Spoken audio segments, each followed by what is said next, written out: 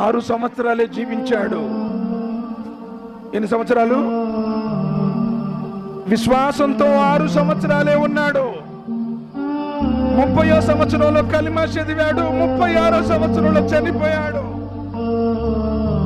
ఈ 6 సంవత్సరాల జీవితానికి అల్లా యొక్క సింహాసనం కంపించింది సోదరులారా. ఎవరు చెప్పండి? ఎవరు? ఎందుకంటే మనకు తెలియదు, ఖురాన్ గ్రంథం తెలియదు కదా. మన ఖురాన్ గ్రంథమే చదవం. అసలు మొహమ్మద్ సల్లల్లాహు అలైహి వసల్లం వారి జీవితమే చదవం మనం. అసలు హదీస్ ఏంటో, సున్నత్ ఏంటో మన జీవితానికి దూరంగా ఉన్నాయి. ఎలా తెలుస్తాయి సోదరులారా? నువ్వెంతకాలం బ్రతికావన్నది ఇంపార్టెంట్ కాదు. 6 సంవత్సరాల ఆయన జీవితానికి సాద్ బిన్ ముఆజ్ రదియల్లాహు తఆలా 30వ సంవత్సరంలో కల్మా చదివాడు. 36వ సంవత్సరంలో చనిపోయాడు.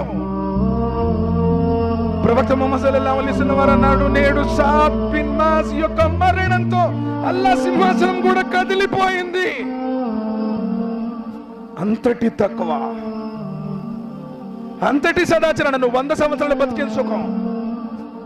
తల్లిదండ్రులు ఎత్తిస్తున్నావు, భార్య బిడ్డలు ఇచ్చిస్తున్నావు, ఇరుగు పొరుగులతో తగువులు, దొంగతనాలు, అబద్ధాలు, లంచాలు, జీవితం మొత్తం నిలువెల్ల పాపాలతో బ్రతుకుతున్నావు. ఎన్ని సంవత్సరాలు వచ్చి వాడి తప్ప బ్రతుక అంటుంది లోకం.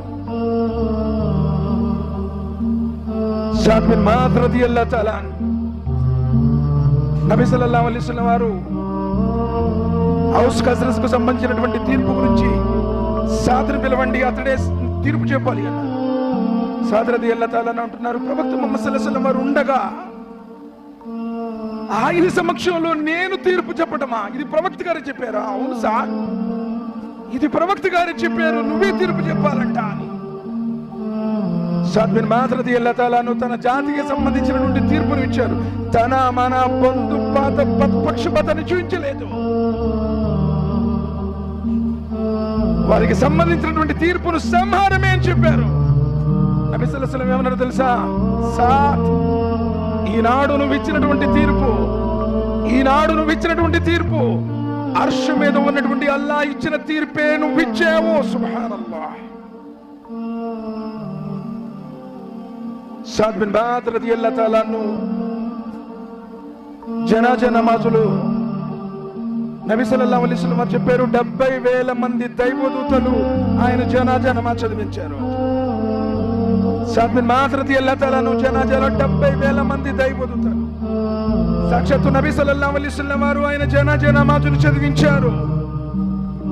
అబూబకర్, ఉమర్ రదియల్లాహు తఆలా సమాధిలో ఉన్నారు, ఆయన మయ్యత్ని సమాధిలో పెట్టారు. అబ్దుల్లా బిన్ మసూద్ లాంటి వారు ఆయన శవాన్ని లోనకిచ్చారు. కానీ సాద్ బిన్ ముఆజ్ రదియల్లాహు తఆలా ఎప్పుడైతే సమాధిలో పెట్టారు, నబీ సల్లల్లాహు అలైహి వసల్లం వారి చేతులెత్తి అల్లాహు అక్బర్, అల్లాహు అక్బర్, అల్లాహు అక్బర్ సుదీర్ఘంగా, హృదయ విదారకంగా, మనోవేదనతో సుబ్హానల్లాహ్, సుబ్హానల్లాహ్, సుబ్హానల్లాహ్. సహాబాలందరూ ఆశ్చర్యపోయారు. ఓ ప్రవక్త ముహమ్మద్ సల్లల్లాహు అలైహి వసల్లం, ఇంతకు ముందు ఎన్నడూ కూడా మీరు ఎవరి జనాజాలో మీరు ఇలా చేయలేదు. మీరు చెప్పారు కదా, సాద్ బిన్ ముఆజ్ యొక్క మరణ వార్తతో అల్లా యొక్క సింహాసనమే కదిలిపోయింది. మీరు చెప్పారు కదా, సాద్ బిన్ ముఆజ్ రదియల్లాహు తఆలా యొక్క జనాజాలో 70,000 మంది దైవదూతలు పాల్గొన్నారని. ఓ ప్రవక్త, మీరే చెప్పారు కదా, సాద్ బిన్ ముఆజ్ రదియల్లాహు తఆలా యొక్క మయ్యత్ని సహాబాలు అన్నారు, ఎందుకంటే ఆయన గొప్పవాడు, ఆజానబాహుడు, ఆయన యొక్క మయ్యత్ బరువుగా ఉంటుందని సహాబాలు బలంగా లేకపోయారు.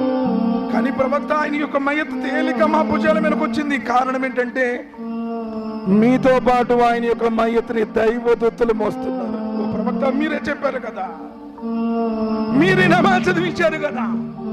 ఒక రివాయతులో 40 మంది, మరో రివాయతులో 70 మంది మోమిన్లు, మోహిదులు నీ జనాజాలో ఉంటే సమాధి శిక్షలు మినహాయించబడతాయని చెప్పారు నబీ సల్లల్లాహు అలైహి వసల్లం. ప్రవక్త, మరి మీరే నమాజ్ చదివించారు, ఇంతమంది జనాజాలో ఉన్నారు, మీరెందుకు ఇలా దువా చేశారు అని అడిగారు. నబీ సల్లల్లాహు అలైహి వసల్లం వారు అన్నారు, సాద్ బిన్ ముఆజ్ రదియల్లాహు తఆలాను ఎప్పుడైతే సమాధిలో పెట్టామో,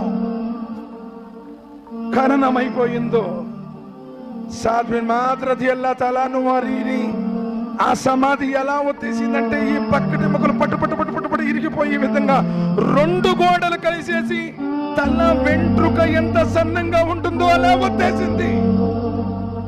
దాన్ని చూసి నేను అల్లాహు అక్బర్ అని చెప్పి అల్లాహ్కు ఫిర్యాదు చేశాను.